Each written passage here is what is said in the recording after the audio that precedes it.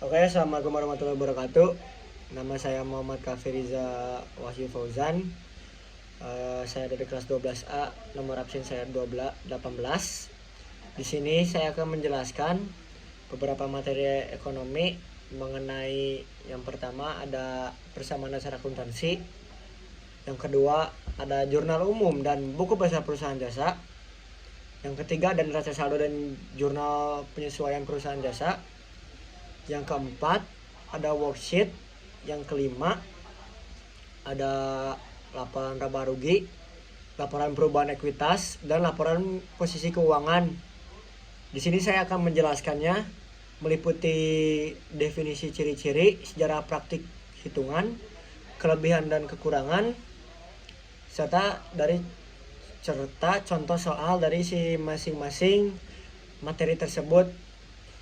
Di sini saya akan mulai ke materi yang pertama, yaitu persamaan dasar akuntansi. Definisi dari si persamaan dasar akuntansi ini yaitu persamaan dasar akuntansi adalah konsep fundamental yang menyatakan bahwa aset suatu entitas sama dengan jumlah kewajiban ditambah ekuitas. Ciri-ciri dari si persamaan dasar akuntansi ini, yang pertama ada menggambarkan keseimbangan antara sumber daya dalam kurung aset dan klaim terhadap sumber daya tersebut dalam kurung kewajiban dan ekuitas.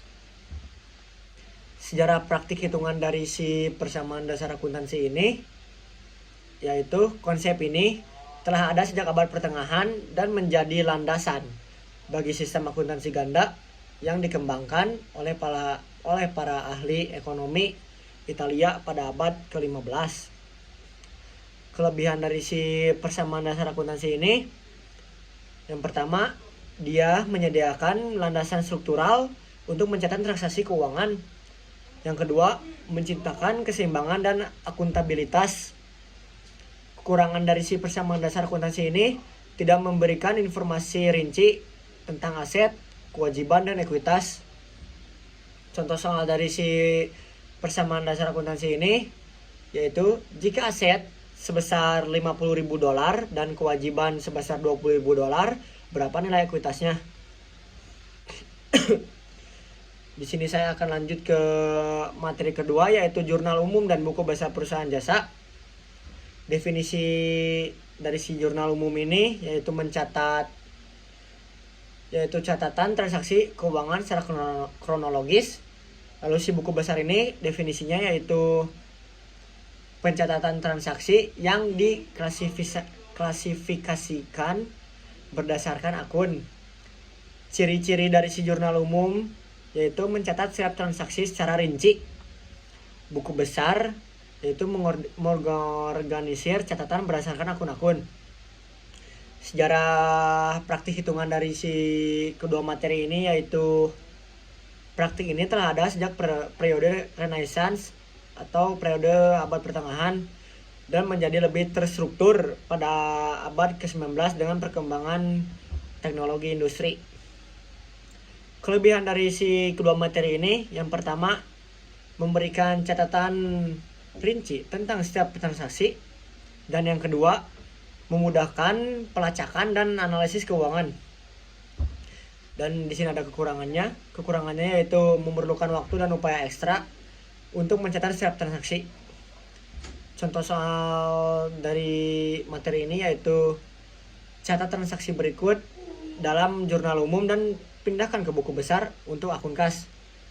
1 Januari, perusahaan menerima pembayaran tunai sebesar $5.000 dari pelanggan. Di sini saya akan masuk ke materi ketiga, yaitu neraca saldo dan jurnal penyesuaian perusahaan jasa. Saya akan menjelaskan masing-masing materi tersebut, definisinya secara singkat. Dari yang pertama yaitu neraca saldo. Neraca saldo adalah daftar saldo akun pada akhir periode. Sementara si jurnal penyesuaian ini catatan transaksi yang belum dicatat atau perlu disesuaikan. Ciri-ciri dari kedua materi tersebut dari si neraca saldo ini mencerminkan saldo akun pada akhir periode, sementara jurnal penyesuaian yaitu diperlukan untuk memperbarui catatan akuntansi.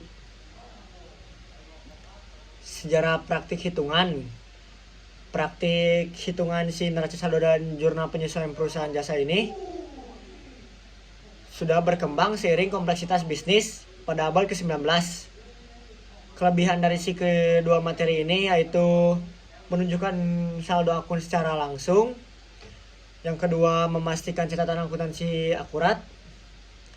Ya, di sini ada kekurangannya, yaitu memerlukan pemahaman yang baik tentang transaksi dan prinsip akuntansi.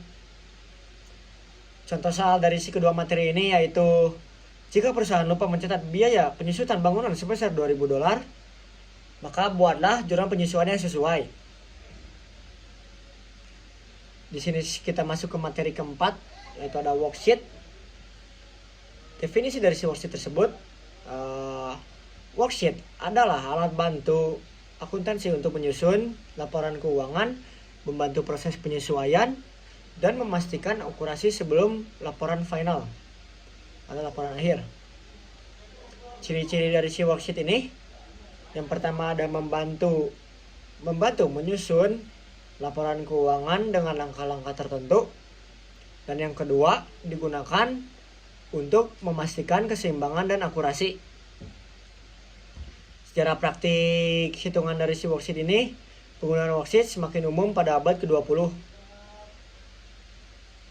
Kelebihan worksheet yaitu memudahkan penyusunan laporan keuangan, menyediakan langkah-langkah yang sistematis.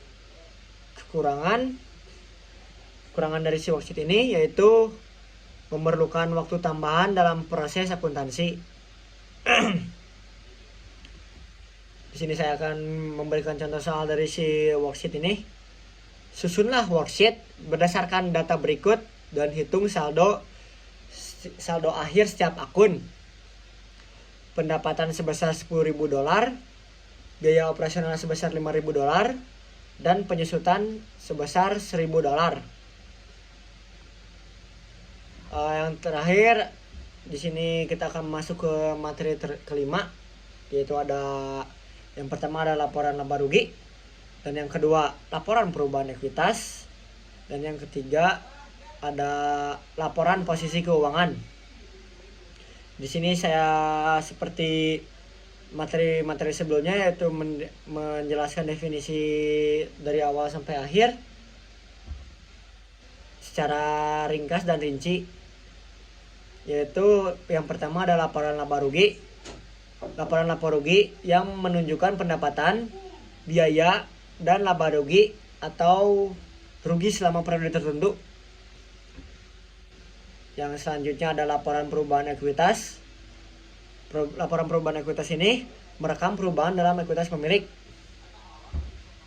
Dan yang terakhir ada laporan posisi keuangan. Laporan posisi keuangan ini menunjukkan posisi keuangan suatu perusahaan pada akhir periode. Di sini saya akan menjelaskan ciri-cirinya. Yang poin pertama, masing-masing memberikan informasi spesifik tentang kinerja dan posisi keuangan perusahaan. Poin kedua, laporan laba rugi fokus pada hasil operasional. Laporan perubahan ekuitas pada perubahan kepemilikan, dan laporan posisi keuangan pada posisi keuangan secara keseluruhan. Sejarah dan praktik hitungannya. Laporan keuangan mulai menjadi standar pada abad ke-20. Di sini saya tidak menjelaskan yang keduanya karena memang tidak ada dari beberapa sumber dan sulit menemukannya. Jadi saya akan masuk ke kelebihannya. Mohon maaf jika ciri-ciri sejarah praktiknya tidak lengkap. Kelebihan dari si materi tersebut yaitu memberikan gambaran komprehensif tentang kinerja dan keuangan. Yang kedua, menjadi dasar evaluasi kesehatan finansial sebuah perusahaan. Di sini ada kekurangannya. Kekurangannya yaitu memerlukan waktu dan sumber daya untuk penyusutan yang tepat. Yang ketiga di sini ada contoh soalnya, yaitu buatlah laporan laba rugi, laporan perubahan ekuitas, dan laporan posisi keuangan berdasarkan data transaksi dan penyesuaian yang diberikan. Sekian penjelasan materi dari saya. Mohon maaf bila ada kesalahan kata atau terbata-bata. Wassalamualaikum warahmatullahi wabarakatuh.